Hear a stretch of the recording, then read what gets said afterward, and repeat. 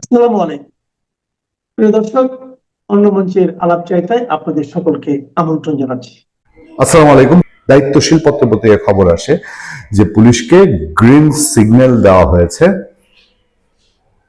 আপনার পুলিশ হত্যার বিচার করার জন্য। 5 আগস্টের আগে পরে যে পরিমাণ পুলিশ হত্যা হয়েছে বাংলাদেশে, স্বাধীন বাংলাদেশের ইতিহাসে এটা ঘটেনি। এটা কেবলমাত্র 71 সালে রাজারবাগের 25শে মার্চের সেই গণহত্যার পরে এরপর এইভাবে পুলিশ হত্যার ঘটনা বাংলাদেশে ঘটেনি। আওয়ামী লীগ বিএনপি দুই দলই খুব উচ্ছৃঙ্খল বিরোধী দলপনা করেছে, একসময় উচ্ছৃঙ্খল বিরোধী দলের রাজনীতি করেছে, হরতাল অবরোধের মধ্যে তারা বহু রকম হত্যার রাজনীতি করেছে বলে অভিযোগ আছে। এবং সেই সময় বিচ্ছিন্ন কিছু ঘটনা ঘটলেও এইভাবে গণহারে ঘটনা ঘটেনি। এবং পরে যেসব প্রশ্ন উঠেছে, প্রশ্নটা আরো সিরিয়াস, যে টার্গেট করে করে পুলিশকে হত্যা করা হয়েছে, গর্ভধারিণী পুলিশকে হত্যা করা হয়েছে, নারী পুলিশকে, এবং প্রশিক্ষিত জঙ্গি গোষ্ঠী পুলিশকে হত্যা করেছে। এইসব প্রশ্নের মধ্যে যখন পুলিশ হত্যার গ্রিন সিগন্যালের কথা এসছে, চারদিকে মানুষের মধ্যে একটা আশার আলো, এবং সেই নিপীড়িত, নির্যাতিত, নিষ্পেষিত, বর্বর হত্যার শিকার পুলিশ পরিবারগুলো আশায়, এবং পুরো পুলিশ বাহিনী নিঃসন্দেহে পুলিশ বাহিনীর সেই কান্না যারা দেখেছেন, আপনারা অনেকেই ভিডিও দেখেছেন যে পুলিশ সদস্যরা কিভাবে ডুকরে কেঁদেছেন অসহায় স্বজন হারানো পুলিশ সদস্যদের পরিবারের সামনে গিয়ে। এবং এখন পর্যন্ত কোনো ঊর্ধ্বতন পুলিশ কর্মকর্তা সেই 5 আগস্টের আগে পরে নিহত কোনো পুলিশ পরিবারের সামনে দাঁড়ানোর হিম্মত রাখেন না, এটা নিঃসন্দেহে বলা যায়। সেই কথা যখন জানা গেল, তখনই আস্তে আস্তে খেপে উঠলো এনসিপি এবং জামাতের লোকজন। তারা সরাসরি এই ব্যাপারে রিয়াকশন জানালো, এবং রিয়াকশন জানিয়ে তারা বললো যে কিসের পুলিশ হত্যা, এটা তো সমাধান হয়ে গেছে। এই পুলিশ হত্যার মানে পৃথিবীতে কোনো রাজনৈতিক দল, সারা পৃথিবীতে কোনো রাজনৈতিক দল একটা হত্যাকাণ্ডের বিচারের বাধা হয়ে দাঁড়াতে পারে এবং হত্যাকাণ্ডের বিচার চায় না, এইটা সারা পৃথিবীতে কোথাও নজির নেই। শুধু এই স্যাম্পলেই সারা ওয়ার্ল্ডে যথেষ্ট জামাত এবং এনসিপির তাদের চেহারা তুলে ধরতে। আপনারা মনে করবেন না যে এই দেশে কিছু কিছু তাদের সমর্থক আছে, তারা মেনে নিচ্ছে, তারা টাকডুম লাফাচ্ছে। সারা পৃথিবী জানছে যে ওই দেশেরই হত্যাকাণ্ড ঘটেছে, ওই দেশেরই এই রাজনৈতিক দল এসব হত্যাকাণ্ডের বিচার চায় না, তারা দাঁত কেলিয়ে হাসছে। এই অবস্থার পরে স্বরাষ্ট্রমন্ত্রী পুরোই একদম পল্টি দেওয়ার অবস্থা, তিনি এমন কথাও বলে বসলেন যে জুলাই যোদ্ধাদের যদি অপরাধের বিচার করতে হয়, তাহলে কি মুক্তিযোদ্ধাদেরকেও রাজাকার মারার জন্য বিচারের কাঠগড়ায় দাঁড় করানো লাগবে কিনা।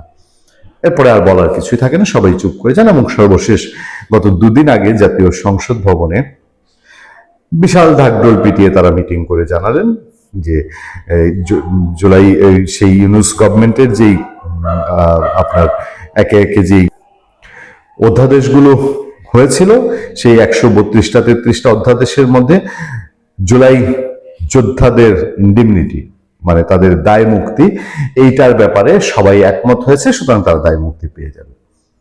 বাট কিন্তু কি শেষ হয়ে যায়?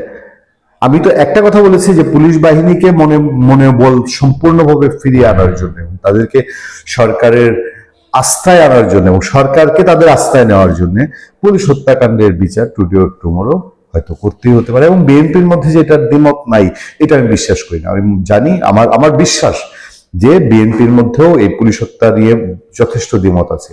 উগ্রপন্থী যারা, অথবা কেউ কেউ যদি এর মধ্যে জড়িত হয়ে থাকেন, তারা যেরকম চাবে না বিচার হোক, কিন্তু বিএনপির সুস্থ মনের এবং বিএনপি যারা ভালো চান, তারা নিঃসন্দেহে এই পুলিশ হত্যাকাণ্ডের বিচার চান।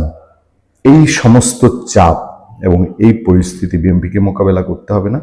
সেই সময় আমি কেন বলছি যে রহস্য কিনা, এবং পুলিশ বাহিনী তাদের ভেতরের মধ্যে এই আকাঙ্ক্ষা রয়ে গেছে কিনা যে তাদের কলিগদের হত্যার বিচার হোক। দেখেন আজকের যে আপডেট, মানে 27 মার্চ 2026 এসে যে আপডেট, সেই আপডেটে সমস্ত পত্রপত্রিকায় রিপোর্ট এসছে।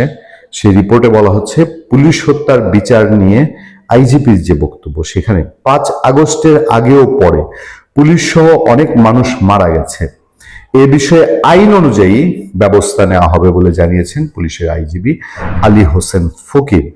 তিনি রাজশাহীতে একটা প্রোগ্রামে তিনি বলছেন। এরপর অন্যান্য বিষয়ে এই একটা লাইনেই ঘুরে বেড়াচ্ছে, এবং একটা লাইনে অর্থ যদি আমরা খুঁজি, অর্থ কি?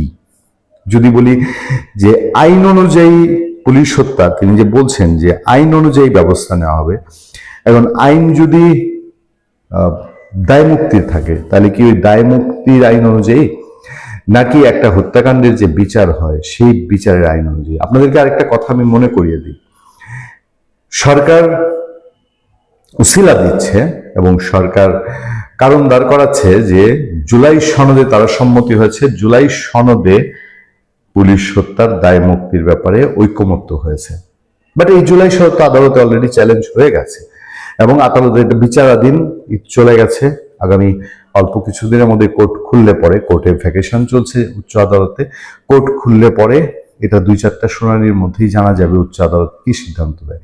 যদি উচ্চ আদালত এই জুলাই সনদকে অবৈধ ঘোষণা করে, তাহলে ওই জুলাই সনদের ভেতরে থাকা এবং জুলাই সনদের রেফারেন্স অনুযায়ী যে অধ্যাদেশ রাষ্ট্রপতি, সেটা যদি অবৈধ ঘোষণা হয়, তাহলে পুলিশ হত্যার বিচারে কি আর কোনো বাধা থাকবে? আমজনতারা, বাংলাদেশের আমজনতার একটা কথা বলে, গ্রামে গঞ্জে বলে, তা হচ্ছে যে ক্ষেতের ঢেল ক্ষেতেই ভাঙে। সেই হিসেবে আমার ভাবির পোলারা, তারা ক্ষেতের ঢেল ক্ষেতে ভেঙে দিয়েছে, অর্থাৎ নিজের গোপন কথা বা নিজের ক্ষতি নিজেই করে ফেলেছে, প্রকাশ করে, অর্থাৎ থলের বিড়াল বের হয়ে গেছে। বিষয়টা এরকম।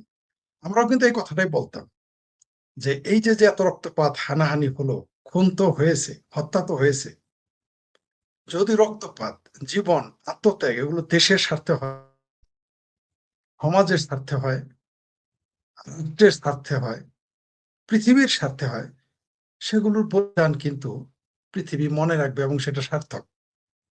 কিন্তু কারো বলিদান, কারো রক্তদান, কারো জীবনদান, কারো ত্যাগ, তিতিক্ষা, আত্মত্যাগ যদি উল্টো হয়ে যায়, দেশের স্বার্থে, মানুষের স্বার্থে, মানবতার স্বার্থে না হয়ে উল্টো যদি মানবতা বিরোধী হয়, বিদেশি শক্তির পক্ষে কাজে খাটে, তাহলে তখন কিন্তু আত্মত্যাগও বিফলে যায়, দেশ বা সমাজ বা রাষ্ট্রের ক্ষতি হয়। তো আমার ভাবির পোলারা কিন্তু তাই করেছে। তারা কেউ জেনে বুঝে গিয়েছে, কেউ না বুঝে গিয়েছে। আমি বলবো না যে সবাই ডিপ স্টেটের টাকা পয়সা খেয়ে গিয়েছেন, এটা আমি অভিযোগ করতেছি না।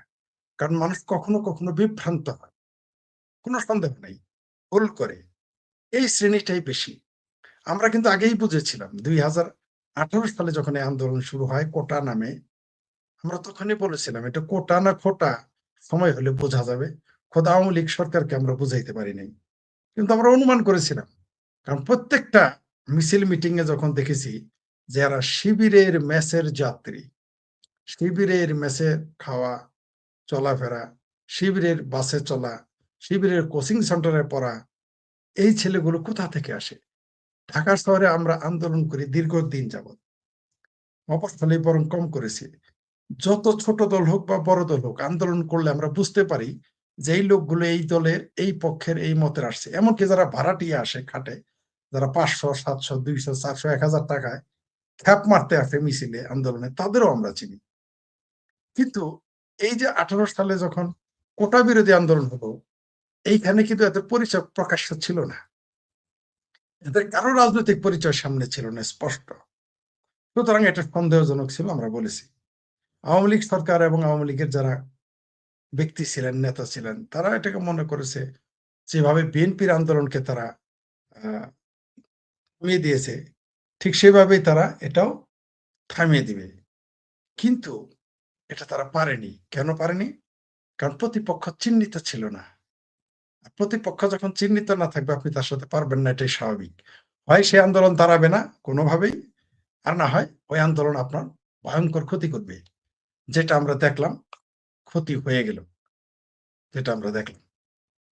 তো আমার ভাবির পোলা এই কথাটা বলার মাধ্যমে আমরা যে অনুমানগুলো করেছি, এবং যারা বিজ্ঞ, যারা প্রথমে অনুমান করেছিলেন যে ডক্টর ইউনূস আসলে কোন দেশের কোন সংস্থার এজেন্ট, তার সরকারে যারা ছিলেন তারাও কোনো না কোনো সরকার ও দেশের এজেন্ট, এমনকি এদের অধিকাংশেরই নাগরিকত্ব ছিল না। আমরা বারবার চিৎকার চেঁচামেচি করেছি। যারা এই দেশে 245টা ভোট পায়, সে আদিলুর রহমানেরা ভুইফোর সংগঠন করে 245টা ভোট পাওয়া লোক। আমি শেখ ফরিদ বাংলাদেশের যে কোনো জায়গায় ইলেকশন যে কোনো সময় করি না কেন, এখন তো মানুষজন চিনে, এখন তো অবশ্যই বেশি পাবো। কিন্তু যখন অচেনা ছিলাম তখনও যদি ইলেকশন করতাম, 245টা ভোট অন্তত পাইতাম না, অন্তত 200-250 ভোট কাস্ট করতে পারতাম। আদিলুর রহমানেরা 200-র উপরে ভোট পাওয়া, উপরে ভোট না, 300-র নিচে থাকতে হয় যাদের ভোট, তারাই দেশে ক্ষমতায় চলে যায়। যখন রেজওয়ানা বন্যা, যারা একজন উপসচিবের সাথে দেখা করতে গিয়ে জুতার তলা ক্ষয় হইতো, তারা যখন এই দেশের মন্ত্রী পরিষদে বসে যান, যে আসিফ নজরুল যেদিন তিনি শপথ নেবেন সেই দিনও ভয়ে ছিলেন যে আসলেই কি তারা ক্ষমতায় যাচ্ছে কিনা, শেখ হাসিনা দেশেই আছে কিনা। তার মানে নিজেদের প্রতি আস্থা নাই। সেই লোকগুলো যখন ক্ষমতায় যায়, যখন যখন সিংকু বাম, ফ্রড মাজাহারের বিবি সাহেব, ফরিদ আক্তারকে দেখি ক্ষমতায় চলে যায়, তখন আমরা সন্দেহ না করে পারি না যে এই লোকগুলো কারা, কিভাবে ক্ষমতায় গেল। তখন আমাদের সন্দেহটা প্রকট হয়ে উঠেছিল, যারা হচ্ছে কোনো বিদেশি শক্তির হায়ার করা কেউ। সেটা প্রমাণ হয়ে গেছে এবং সেটা আপনি দেখলেন। আপনি দেখতে পারলেন যে সর্বশেষ মুসলেকা পররাষ্ট্রমন্ত্রী, যিনি রোহিঙ্গা মিনিস্টার ছিলেন, তারপর সরকারের জন্য কি মন্ত্রী হইলেন, এখন সরাসরি সরাসরি পররাষ্ট্রমন্ত্রী। অদূর ভবিষ্যতে যারা উপদেষ্টা হবে, যদি হয় কোনোদিন কেউ, তারাও মন্ত্রী হয়ে যেতে পারে। তার মানে যখন একটি দলের উপদেষ্টারা এসে মন্ত্রিত্ব গ্রহণ করে, তার মানে নির্বাচনটা বিতর্কিত ছিল, যেটা আমরা বারবার বলে আসছি। আসসালামু আলাইকুম। স্বাধীনতার ঘোষক, স্বাধীনতার ঘোষক জিয়া ল ল ল সালাম আমরা শুনছি, আমরা মানছি। কখনো কখনো বিএনপি যারা করেন তারা তাদের আদর্শিক দিক থেকে মানেন, তারা সত্যিকার অর্থে মানেন। একটা ছোট প্রশ্ন শুধু, যে প্রয়াত রাষ্ট্রপতি জিয়াউর রহমান, তার অনেক বক্তৃতা, অনেক ভিডিও আছে, কিন্তু তিনি কখনোই, তার মুখ দিয়ে শোনা হয়নি সেই স্বাধীনতার ঘোষক তিনি নিজে, বা সেই ঘোষণার প্রেক্ষাপটটা কি ছিল। এগুলো নিয়ে বহু আলাপ হচ্ছে। আমি এবারের 26শে মার্চ মহান স্বাধীনতা দিবসে আমি একটা পণ করেছিলাম যে এই স্বাধীনতার ঘোষণা নিয়ে আমি বিশেষ কোনো আলোচনায় যাব না, কারণ এগুলো এমন একটা ইস্যু না, এই ইস্যুগুলোতে আলোচনা করলেই বাংলাদেশে কেউ যুক্তির ধার ধারে না, ফলে কোনো না কোনো একটা পক্ষের হয়ে যেতে হয়। তারপরেও ঘটনাক্রমে কর্নেল অলি আহমেদের বক্তব্য ধরে মেজর আখতারুজ্জামান আমাদের এখানে শোতে বলেছেন, কিন্তু কর্নেল অলির পক্ষ থেকে তার যারা শুভানুদ্দায়ী আছেন তারা আমাদেরকে অসংখ্য ডকুমেন্ট পাঠিয়েছেন। কর্নেল অলির আশেপাশের মানুষ, শুভানুদ্দায়ীরা, ঘনিষ্ঠজনরা, তারা আমাদেরকে যে তথ্য দিয়েছেন তাতে করে কর্নেল অলির বক্তব্য এস্টাবলিশড হওয়ার মতন বক্তব্য, মানে সেই ডকুমেন্টগুলো আমরা যদি সামনে তুলে ধরি, এবং কর্নেল অলি যা বলেছেন আপনারা জানেন, যে তিনি বলেছেন যে তিনি না থাকলে জিয়াউর রহমান মারা যেতেন। তিনি প্রয়াত রাষ্ট্রপতি জিয়াউর রহমান কালুরঘাটের দিকে যাচ্ছিলেন, সেখান থেকে তাকে ফিরিয়ে আনার কারণে, এবং সেরকমই মোটামুটি এখন আলোচনায় যে কর্নেল অলি থাকার কারণে জিয়াউর রহমান তখন বিদ্রোহ করেছেন, এরকমই বলা হচ্ছে। আমরা এই ডকুমেন্টগুলো নিয়ে আপনাদেরকে আলাদা আর একটা শোতে আমি আলোচনা করব। আজকের আলোচনার বিষয় তা না। প্রয়াত রাষ্ট্রপতি জিয়াউর রহমান, তাকে শ্রদ্ধা সম্মান জানাতে কারো কার্পণ্য থাকার কথা না। যেটা আওয়ামী লীগ আমলে হয়, যথাযথভাবে জিয়াউর রহমানের সম্মান, তার যে প্রাপ্য সম্মান, এটা দেওয়া হয় না। যদি ধরেন এমনও হয়ে থাকে তিনি বঙ্গবন্ধু শেখ মুজিবুর রহমানের পক্ষেই বললেন, যেটা আমরা জানি যে উনি বলেছেন যে I declare the independent of Bangladesh on behalf of our great national leader Bangabandhu Sheikh Mujibur Rahman, সেটাও যদি হয়ে থাকে, সেটার মধ্যে তো একটা বিশাল স্পেশালিটি আছে। তখন তো আরো অনেক মেজর ছিল, সেই মেজর বাদ দিয়ে জিয়াউর রহমান যে সেদিন সেই সাহসী ভূমিকাটা নিয়েছেন, এবং স্বাধীনতা যুদ্ধের একেবারে প্রারম্ভিক সময় তিনি যে বিদ্রোহ করেছেন, সেই বিদ্রোহ তো একটা বিশাল সাহসিকতার জায়গা। আওয়ামী লীগ সেটা রেসপেক্ট করে না, একইভাবে বিএনপি বঙ্গবন্ধু শেখ মুজিবুর রহমানকে রেসপেক্ট করে না। আমি গতকালকে বেশ কয়েকটা আলোচনায় বলেছি যে এই যে স্বাধীনতা দিবসের আয়োজন, সেই আয়োজনে সবই আছে, বঙ্গবন্ধু শেখ মুজিবুর রহমান নাই। এই স্বীকৃতি এবং অস্বীকৃতি দেয়া, এবং আইন কানুন সংবিধান এমনভাবে চেঞ্জ হয়েছে, একটা বিব্রতকর সিচুয়েশন হয়েছে। আমি একজনের একটা মূল ঘটনাটায় যাওয়ার আগে একজনের একটা বক্তব্য তুলে ধরি। আসিফ মাহমুদ সজীব ভুঁইয়া, এনসিপির নেতা, এনসিপির মুখপাত্র, সে বলছে জিয়াউর রহমান স্বাধীনতার ঘোষক কথাটি সংবিধানের সুস্পষ্ট লঙ্ঘন। জিয়াউর রহমান স্বাধীনতার ঘোষক কথাটি সংবিধানের সুস্পষ্ট লঙ্ঘন, এটা আপনারা মনে রাখবেন। তারপরে আমি এই বিষয়ে বলছি। ঘটনাটা আরেকটা জায়গার, সেখানে বলা হচ্ছে স্বাধীনতার ঘোষক হিসেবে শহীদ প্রেসিডেন্ট জিয়াউর রহমানের নাম উল্লেখ না করায় ঝিনাইদহের মহেশপুর স্বাধীনতা দিবসের অনুষ্ঠান বর্জন করেছেন বিএনপির নেতাকর্মীরা। এই ঘটনার প্রতিবাদে ঝাড়ু মিছিলের ঘোষণা দেয় বিএনপি, যদিও পরে কর্মসূচি সমাবেশের মধ্যে দিয়ে শেষ করা হয়। এটা বৃহস্পতিবার মহেশপুর স্টেডিয়ামে এই ঘটনা ঘটে। সমাবেশে বক্তব্য দেন পৌর বিএনপির সভাপতি আইনজীবী আমিনুল ইসলাম খান চুন্নু, উপজেলা বিএনপির সভাপতি মোহাম্মদ মেহেদী হাসান রনি, সাধারণ সম্পাদক সহ অনেকের নাম আসছে পত্রপত্রিকার রিপোর্টে। এইদিকে বৃহস্পতিবার রাতে মহেশপুর উপজেলা নির্বাহী কর্মকর্তা খাদিজা আক্তারকে চিতলমারী উপজেলায় বদলি করে কর্তৃপক্ষ। খুলনা বিভাগীয় কমিশনার কার্যালয়ের সিনিয়র সহকারী কমিশনার আমিনুল আরাফাত স্বাক্ষরিত চিঠিতে বিষয়টি জানানো হয়। 26শে মার্চ রাতে ইউনো খাদিজা আক্তার চিঠিটি হাতে পেলেও তাতে স্বাক্ষর দেখানো হয়েছে 25শে মার্চ বলে জানা গেছে। অনুষ্ঠান বর্জনের বিষয়ে জানতে চাইলে ইউনো খাদিজা আক্তার বলেন, আমরা প্রজাতন্ত্রের দায়িত্ব পালন করি, সরকার এবং আইন যেভাবে বলবে সেভাবে আমরা দায়িত্ব পালন করার চেষ্টা করি। স্বাধীনতার ঘোষক হিসেবে সংবিধানে অন্য একজনের নাম রয়েছে, সেটা আগে পরিবর্তন করতে হবে বলে মন্তব্য করেন তিনি। খাদিজা আক্তারের এই বক্তব্যটা মানে তার এই বক্তব্যটা সোশ্যাল মিডিয়ায় ঘুরে বেড়াচ্ছে। সাজিদা আক্তার মিন করেছেন যে সংবিধানে এখনো স্বাধীনতার ঘোষক হিসেবে বঙ্গবন্ধু শেখ মুজিবুর রহমানের নাম আছে। সুতরাং সংবিধানে যদি ওইটা থাকে, আইনে যদি সেটা থাকে, তাহলে উনি তো এখন ইচ্ছা করলেই স্বাধীনতার ঘোষক হিসেবে প্রয়াত রাষ্ট্রপতি জিয়াউর রহমানের নাম উচ্চারণ করতে পারেন না। এখন এই যে আইনের বাধ্যবাধকতায় একজন সরকারি কর্মচারী চলবেন, এইটা বিএনপির ইমোশনকে আমি রেসপেক্ট করি, কিন্তু রেসপেক্ট করলেও আইনের বাইরে কি তারা কিছু করাতে পারেন? তারা কি এখন সংবিধান মানেন? তো তাদের দল খুব সাংঘাতিক ভাবে বলছে যে তারা সংবিধানের বাইরে এক চুলও নড়বেন না, সংবিধান টিকিয়ে রাখতে হবে, এবং আসলেও তাই টিকিয়ে রাখা প্রয়োজন। তাহলে সংবিধান টিকিয়ে রাখতে হবে, এবং সংবিধানের কোনো বিষয়ে যদি আবার তাদের মতের আদর্শের সাথে না মিলে, তাহলে সেটার বিরোধিতা করতে হবে। এবার আসেন আসিফ মাহমুদ সজীব ভুঁইয়ার বক্তব্য। আপনি ইউনো খাদিজা আক্তারকে ট্রান্সফার করে দিতে পেরেছেন, এটা আপনার হাতে, সুযোগ আছে, আপনি করে ফেলেছেন।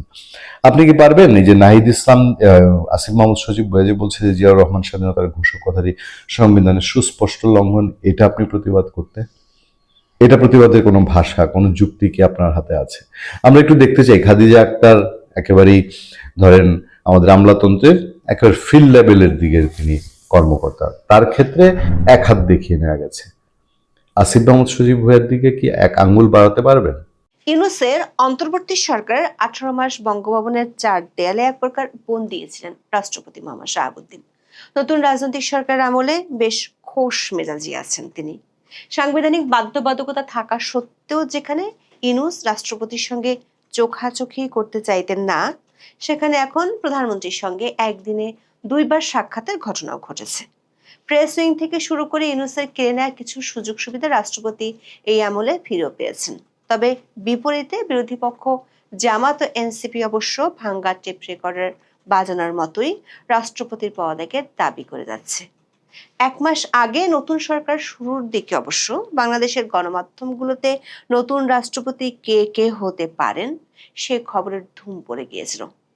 কিন্তু বিএনপি ও বঙ্গভবনের একাধিক সূত্রের খবর হলো 2027 সালের জানুয়ারি-ফেব্রুয়ারি পর্যন্ত মোহাম্মদ শাহাবুদ্দিনই রাষ্ট্রপতি থাকছেন, যার অর্থ হলো বিএনপি এই বছর দলীয় কোনো রাষ্ট্রপতি দিচ্ছেন না। সেটি হলে আগামী বছরের জানুয়ারিতে যে অধিবেশনটি অনুষ্ঠিত হবে সেটিতেও মোহাম্মদ শাহাবুদ্দিন ভাষণ দিবেন। সে অধিবেশনের মাঝামাঝি গিয়ে নতুন রাষ্ট্রপতি নির্বাচন করা হবে কিনা সে সিদ্ধান্ত নিতে পারে বিএনপি শীর্ষ নেতৃবৃন্দ। প্রশ্ন হলো, কেন মোহাম্মদ শাহাবুদ্দিনকে রাষ্ট্রপতি রাখা হচ্ছে? এক্ষেত্রে বিরোধী পক্ষ থেকে রাষ্ট্রপতির মেয়াদের সাথে বিএনপি সরকারের মেয়াদের তুলনা করে যে হিসেব দেখানো হচ্ছে, সাংবিধানিক দিক থেকে বিচার করলে সেটি ভুল। বরং এর পেছনে এমন 3টি কারণ আছে যেগুলো এই মুহূর্তে বিএনপি প্রকাশ্যে আনতে চায় না। মোহাম্মদ ইউনূস অন্তর্বর্তী সরকারের প্রধান উপদেষ্টা হিসেবে শপথ নেওয়ার পর থেকে রাষ্ট্রপতি মোহাম্মদ শাহাবুদ্দিনের দুঃসময় শুরু হয়েছিল। মোহাম্মদ ইউনূস তার নিজের এবং উপদেষ্টাদের শপথ অনুষ্ঠান ছাড়া কখনোই রাষ্ট্রপতির মুখোমুখি হতে চাননি। 18 মাসে ইউনূস 15 বার বিদেশ সফর করেছিলেন। সাংবিধানিক বাধ্যবাধকতা অনুযায়ী এসব সফর থেকে ফিরে তার রাষ্ট্রপতিকে অবহিত করার কথা ছিল, কিন্তু সেটি কখনোই হয়নি। ইউনূসের বাধার কারণে আমন্ত্রণ পেয়েও বিদেশ সফরে যেতে পারেননি রাষ্ট্রপতি মোহাম্মদ শাহাবুদ্দিন। সেনাবাহিনীর হস্তক্ষেপে একবার সেনা সদরে আর একবার বাবা মায়ের কবর জিয়ারত করতে নিজ বাড়ি পাবনায় যেতে পেরেছিলেন। জাতীয় দিবসগুলোতে রাষ্ট্রপতি, প্রধানমন্ত্রী কিংবা প্রধান উপদেষ্টা একসাথে শ্রদ্ধা জানানোর রীতি বদলে ফেলেছিলেন মোহাম্মদ ইউনূস। মোহাম্মদ ইউনূস নামাজ পড়বেন বলে জাতীয় ঈদগাহে যেতে পারেননি রাষ্ট্রপতি। তাকে ঈদের নামাজ পড়তে হয়েছিল বঙ্গভবনে। দর্শক, এসব আপনারা সবাই জানেন। দর্শক, ইউনূসের বিদায়ের পর নিজেই এক সাক্ষাৎকারে রাষ্ট্রপতি বলেছিলেন কিভাবে তাকে 18 মাস চাপে রেখেছিল ইউনূস ও তার সরকার। ইউনূসের বিদায়ের পর আসলো বিএনপি সরকার। পরিস্থিতি অনেকটাই পাল্টে গেছে। রাষ্ট্রপতি, প্রধানমন্ত্রী একসাথে ঈদের নামাজ পড়েছেন, শহীদ মিনার ও স্মৃতিসৌধে একসাথে শ্রদ্ধা জানিয়েছেন। এমনকি স্বাধীনতা দিবসে প্রধানমন্ত্রী তারেক রহমান তার কন্যা জাইমা রহমানকে সাথে নিয়ে রাষ্ট্রপতির সাথে সাক্ষাৎ করে এসেছেন। যদিও রাষ্ট্রপতি নির্বাচনের আগে রয়টার্সকে দেয়া এক সাক্ষাৎকারে বলেছিলেন নির্বাচিত সরকার আসলে তিনি চলে যেতে চান। অবশ্য নির্বাচনের পরে আরেকটি সাক্ষাৎকারে বলেছিলেন বিএনপি চাইলে থাকবেন আর না চাইলে সসম্মানে বিদায় নিতে চান। 17 ফেব্রুয়ারি বিএনপি সরকার গঠনের পর থেকে বাংলাদেশের অনেক গণমাধ্যমে রাষ্ট্রপতির পরিবর্তন নিয়ে খবরের ধুম পড়ে যায়। এমনকি বিএনপির কে কে রাষ্ট্রপতি হতে পারেন অনেক নাম দিয়েও খবর প্রকাশিত হতে দেখা যাচ্ছে সমাজ মাধ্যমে। সামাজিক মাধ্যমেও ছিল অনেক নাম নিয়ে আলোচনা। এরই মধ্যে সংসদের প্রথম অধিবেশনে নিয়ম অনুযায়ী রাষ্ট্রপতির ভাষণের সময় নজিরবিহীন এক ঘটনা ঘটায় বিরোধী দল জামাত এনসিপি। তারা প্ল্যাকার্ড সহ রাষ্ট্রপতির পদত্যাগের দাবিতে সংসদ অধিবেশনে স্লোগান দেয় এবং রাষ্ট্রপতির ভাষণের সময় ওয়াকআউট করে।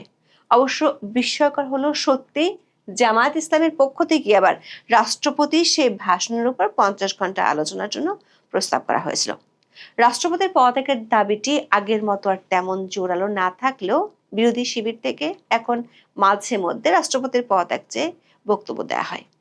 দর্শক, মোহাম্মদ শাহাবুদ্দিন 2023 সালের 24 এপ্রিল বিনা প্রতিদ্বন্দ্বিতায় বাংলাদেশের 22তম রাষ্ট্রপতি নির্বাচিত হয়েছিলেন। সে হিসেবে তার মেয়াদ শেষ হবে 2028 সালের 23 এপ্রিল পর্যন্ত। এর আগে তাকে সরাতে হলে সংবিধানের বিধান অনুযায়ী মোটা দাগে দুটি উপায় আছে। একটি হলো অভিশংসন বা ইমপিচমেন্ট, আরেকটি হলো রাষ্ট্রপতি নিজে থেকে সরে যাওয়া বা পদত্যাগ করা। বাংলাদেশের ইতিহাসে এখন পর্যন্ত কোনো রাষ্ট্রপতিকে সরাসরি অভিশংসন করে অপসারণ করা হয়নি। তবে কিছু ক্ষেত্রে রাজনৈতিক অস্থিরতার প্রেক্ষাপটে অভিশংসনের উপক্রম হয়েছিল বা পদত্যাগের ঘটনা ঘটেছে।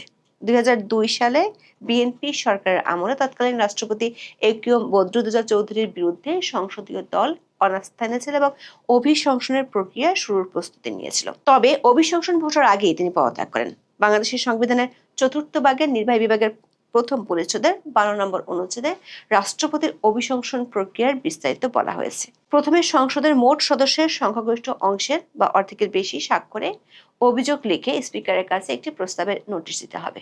স্পিকারের কাছে নোটিশ দেওয়ার দিন থেকে 14 দিনের মধ্যে এই প্রস্তাব নিয়ে আলোচনা করা যাবে না, আবার 30 দিনের বেশি দেরিও করা যাবে না। সংসদ অধিবেশন না থাকলে স্পিকার দ্রুত অধিবেশন ডাকবেন। অভিযোগের গুরুত্ব বিবেচনা করে সংসদ কোনো আদালত বা ট্রাইব্যুনালকে অভিযোগ তদন্তের দায়িত্ব দিতে পারে। তদন্ত চলাকালে রাষ্ট্রপতি সশরীরে উপস্থিত থেকে বা প্রতিনিধির মাধ্যমে আত্মপক্ষ সমর্থনের অধিকার পাবেন। তদন্ত শেষে যদি সংসদের মোট সদস্য সংখ্যার কমপক্ষে 2/3 সদস্যের ভোটে অভিযোগটি সঠিক বলে প্রমাণিত হয়, তবে প্রস্তাব গৃহীত হওয়ার দিন থেকে রাষ্ট্রপতির পদ শূন্য হবে। সংবিধান অনুযায়ী এটি পরিষ্কার, যেহেতু মেয়াদ রয়েছে, সেখানে মোহাম্মদ শাহাবুদ্দিন যদি পদত্যাগ না করেন অথবা তাকে অভিশংসন বা অপসারণ না করা পর্যন্ত নতুন রাষ্ট্রপতি নির্বাচনের আইনগত সুযোগ নেই। কিন্তু বিএনপির সংসদে 2/3 মেজরিটি বা নিরঙ্কুশ সংখ্যাগরিষ্ঠতা আছে, তাই তারা চাইলেই রাষ্ট্রপতি পরিবর্তন করতে পারে। বিএনপির একাধিক সূত্র থেকে নিশ্চিত হওয়া গেছে রাষ্ট্রপতিকে অভিশংসনের কোনো চিন্তাই বিএনপির নেই। তাহলে কি রাষ্ট্রপতি স্বেচ্ছায় পদত্যাগ করবেন বা বিএনপি রাষ্ট্রপতিকে সরে যেতে বলবেন? সূত্রগুলো বলছে 2026 সাল পর্যন্ত মোহাম্মদ শাহাবুদ্দিন যে রাষ্ট্রপতি থাকছেন সে বার্তা বিএনপির শীর্ষ পর্যায় থেকে বঙ্গভবনে দেওয়া হয়েছে, যেটি গত 18 মাসে একটি বারের জন্য ঘটেনি। সেটি ঘটেছে 26শে মার্চ স্বাধীনতা দিবসে। দিনের শুরুতে প্রধানমন্ত্রী ও রাষ্ট্রপতি একসাথে জাতীয় স্মৃতিসৌধে শ্রদ্ধা জ্ঞাপন করেছেন। দিনের শেষে প্রধানমন্ত্রী তারেক রহমান তার কন্যা জাইমা রহমানকে সাথে নিয়ে বঙ্গভবনে গিয়ে রাষ্ট্রপতির সাথে সাক্ষাৎ করেছেন। বঙ্গভবনের সূত্রগুলো বলছে, বিএনপির শীর্ষ পর্যায় থেকে বঙ্গভবনে যে বার্তা দেওয়া হয়েছে সেটি হলো 2026 সালে রাষ্ট্রপতি পদে বিএনপি কোনো পরিবর্তন আনছে না। এমনকি 2027 সালে নতুন বছরের প্রথম অধিবেশনেও রাষ্ট্রপতি মোহাম্মদ শাহাবুদ্দিন ভাষণ দিবেন এমন মেসেজ তারা পেয়েছেন। সেটি হলে আগামী বছরের জানুয়ারি ফেব্রুয়ারি পর্যন্ত বর্তমান রাষ্ট্রপতি এই পদে থাকছেন। প্রশ্ন হলো, কেন বিএনপি রাষ্ট্রপতিকে সরাবে না? বিরোধী দলগুলো জামাত ও এনসিপির কোনো কোনো নেতা দাবি করছেন, বিএনপি সরকারের মেয়াদের সাথে রাষ্ট্রপতির মেয়াদ সমান্তরাল হওয়ার কারণে বিএনপি নতুন রাষ্ট্রপতি নির্বাচনের সময় ক্ষেপণ করতে চায়। তাদের যুক্তি হলো, এখনই রাষ্ট্রপতি মোহাম্মদ শাহাবুদ্দিনকে পদচ্যুত করে নিজেদের কোনো লোককে রাষ্ট্রপতি বানালে সংসদের মেয়াদ এবং রাষ্ট্রপতির মেয়াদ সমান হবে। তাই আগামী সংসদ নির্বাচনের সময় রাষ্ট্রপতি পদে নিজেদের লোক থাকবে না। জুলাই সনদ বাস্তবায়ন হলে রাষ্ট্রপতির পদে বিএনপি নতুন কাউকে নির্বাচিত করলে প্রধানমন্ত্রী তারেক রহমানের সাথে ভবিষ্যতে ক্ষমতা ভাগাভাগি করতে হবে। তাছাড়া আগামী নির্বাচন হতে পারে তত্ত্বাবধায়ক সরকার অধীনে। সে কারণে বিএনপি আরো পরে রাষ্ট্রপতি নির্বাচন করে সামনের তত্ত্বাবধায়ক সরকারের সময় নিজেদের কর্তৃত্ব ধরে রাখতে চায়। তবে বিশ্লেষকরা মনে করেন, সাংবিধানিকভাবে সংসদ না থাকলে নতুন করে রাষ্ট্রপতি নির্বাচনের কোনো বিধান নেই। সে কারণে সাংবিধানিকভাবে বিরোধী পক্ষের এই যুক্তি ঠিক নাই। তাহলে বিএনপি কেন মোহাম্মদ শাহাবুদ্দিনকে রাখতে চায়? বিএনপির একাধিক সূত্র বলছে, 2024 সালে যখন অন্তর্বর্তী সরকারের কিংস পার্টির সদস্যরা রাষ্ট্রপতির পদত্যাগের জন্য বঙ্গভবনে জড়ো হয়েছিল, তখন বিএনপি ষড়যন্ত্রের গন্ধ খুঁজে পেয়েছিল। সে সময় বিএনপি ও সেনাবাহিনীর বিরোধিতার কারণে ইউনূস ও তার কিচেন ক্যাবিনেটের সদস্যরা পিছু হটতে বাধ্য হয়। সেজন্য রাষ্ট্রপতি মোহাম্মদ শাহাবুদ্দিনকে নিয়ে এনসিপি ও জামাতের এমন অবস্থান পুরনো ও রাজনৈতিক। কারণ অন্তর্বর্তী সরকারের শুরু থেকেই তাদের এই অবস্থান ছিল রাষ্ট্রপতির বিরুদ্ধে। বিএনপি, এনসিপি ও জামাতের এই অবস্থানের বিরোধিতার জন্যই শাহাবুদ্দিনকে রাষ্ট্রপতি পদে রেখে দিচ্ছেন। তবে সবচেয়ে বড় কারণটি হলো, মোহাম্মদ ইউনূসের প্রশাসন সুপারসনিক গতিতে 133টি অধ্যাদেশ জারি করেছিল গত 18 মাসে। এর মধ্যে 18টি অধ্যাদেশ নিয়ে বিএনপির আপত্তি আছে। তার একটি হলো গণভোট। অধ্যাদেশগুলো পর্যালোচনার জন্য যে বিশেষ কমিটি হয়েছে, সে কমিটির সবশেষ বৈঠকে এই অধ্যাদেশগুলো নিয়ে বিএনপির মনোভাব কি সেটি জামাতের সদস্যদের বুঝিয়ে দেওয়া হয়েছে। এক্ষেত্রে 18টি অধ্যাদেশ নিয়ে জামাত ও এনসিপির পক্ষ থেকে হাউকাউ করা হলে বঙ্গভবন থেকে বোমা ফাটানোর মতো মেসেজও দেওয়া হতে পারে। কারণ বেশ কিছু অধ্যাদেশ রাষ্ট্রপতির দপ্তর থেকে ফিরিয়ে দেওয়া হয়েছিল, কিন্তু অন্তর্বর্তী সরকার সেগুলোতে রাষ্ট্রপতির সম্মতি ছাড়াই জারি করেছিল এমন অভিযোগও আছে। আবার নির্বাচনের আগে বহু রাজনৈতিক প্রেক্ষাপটে এমন কিছু বৈঠক হয়েছিল যেগুলোর সিদ্ধান্ত রাষ্ট্রপতির থাকার পেছনে কাজ করতে পারে বলে মনে করছে আরেকটি সূত্র। বঙ্গভবনের একাধিক সূত্র বলছে, রাষ্ট্রপতি যে থাকছেন তা এই সরকারের শুরুর দিকে রাষ্ট্রপতির বক্তব্যে স্পষ্ট হয়েছিল। গত 20 ফেব্রুয়ারি দেওয়ার সাক্ষাৎকারে তিনি বলেছিলেন, তার দুঃসময়ে বিএনপি শতভাগ সহযোগিতা ছিল। সাক্ষাৎকারে তিনি বলেছিলেন, তাকে কতভাবে উপড়ে ফেলার চেষ্টা করা হয়েছিল, কোনো পরিস্থিতিতে তিনি ভেঙে পড়েননি। সাংবিধানিক ধারাবাহিকতা রক্ষায় বিএনপির শীর্ষ নেতৃবৃন্দ ওই সময় তার পাশে ছিল। সূত্রগুলো বলছে, 26 মার্চ বঙ্গভবনের রাষ্ট্রপতির সাথে প্রধানমন্ত্রীর বৈঠকে বিষয়টি নিয়ে কথা হয়েছে। সেখানেও তিনি একটি বার্তা পেয়েছেন। আবার এরই মধ্যে ইউনূস সরকার রাষ্ট্রপতি যেসব সুবিধা কেড়ে নিয়েছিলেন সেগুলো পুনর্বহাল করা হচ্ছে। প্রধানমন্ত্রী হিসেবে তারেক রহমানের শপথ অনুষ্ঠানে এবং পরে আরো 2-1টি অনুষ্ঠানে নতুন প্রধানমন্ত্রীর সাথে রাষ্ট্রপতি শাহাবুদ্দিনকে একসাথে বেশ খোশমেজাজি দেখে অনেকেই বলেছেন, দেশের নতুন রাজনৈতিক বাস্তবতায় বর্তমান রাষ্ট্রপতির উপরে আপাতত আস্থা রাখছে বিএনপি, এটা নিশ্চিত। প্রশ্ন হলো, এই নিশ্চয়তা শেষ পর্যন্ত কতদিন টিকবে? এখন এই পর্যন্ত, সবাই ভালো থাকুন। তারেক রহমান এবং মিলিটারির মধ্যে, আর্মির মধ্যে এক ধরনের মানে টপ ব্রাসের সাথে এক ধরনের একটা সমঝোতা হয়েছিল বলে আমার মনে হয়। এই জন্য মনে হয়তো যে তিনি আপনার মনে আছে অবসরপ্রাপ্ত এক সেনা কর্মকর্তার কাছে মাপ নিতে চাইছেন তার মিসবিহেভিয়ারের জন্য। হ্যাঁ, তো আমার কাছে মনে হচ্ছে যে একটা সময়, কিন্তু এখন যে ঘটনাগুলি ঘটতেছে, সেই ঘটনাগুলিতে এটা স্পষ্ট যে তারেক রহমান আসলে তার অতীতের যে উনি ক্ষমা চেয়েছেন যে আমি আমার ব্যবহারের জন্য, উনি উনি মোটেও ক্ষমা প্রার্থী না।